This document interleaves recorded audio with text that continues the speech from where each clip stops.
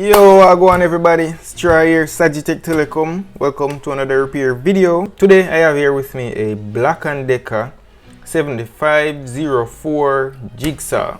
Alright, so the problem with it is that the original cable, the original power cable is way too short. So I'm going to go ahead and replace this cable, and I'm going to show you how exactly you can go about doing that successfully. Okay, begin by removing the main screws. So on the top half, that's this section here.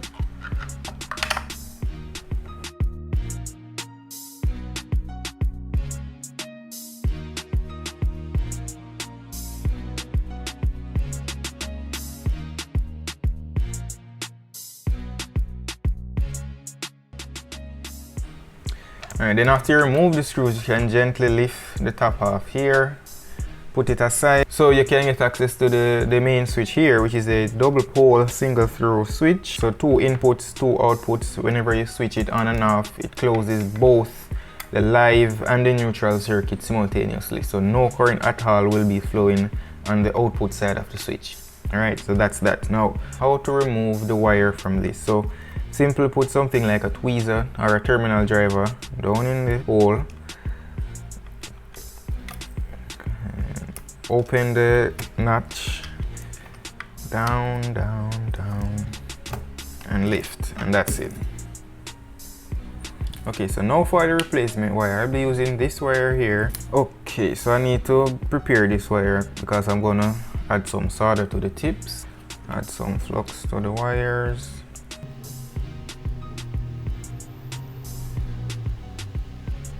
For this case, I would recommend using solder or adding solder on the wires because you're going to actually force the wire inside the power switch here, so they may frizzle out or sprung out. So I would recommend adding some solder to the tips of the wires. You just push this in like that.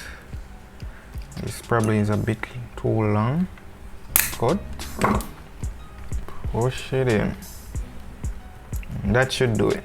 Alright, so I will be reusing this right here for the tip here, so the cable doesn't flex, or in case of an accident the wire doesn't pull and damage anything in here. In some cases you would have to add this onto the wire before you solder it in or put it in the switch, but in this case mine has a little split on the side. So what I'm going to do is put the wire in it, put the switch in place. There's a little socket or a little channel that you can install the switch into.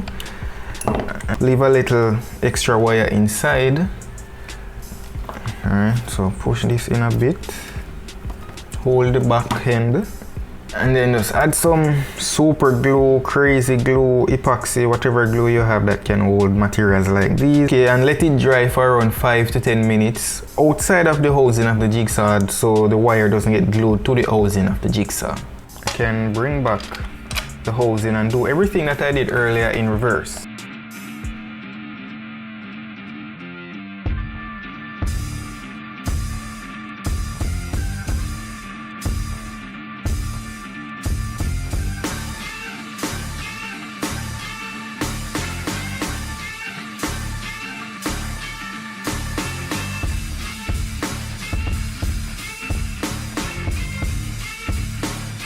So with all that being said and done, let's give it a little test. Plug it in.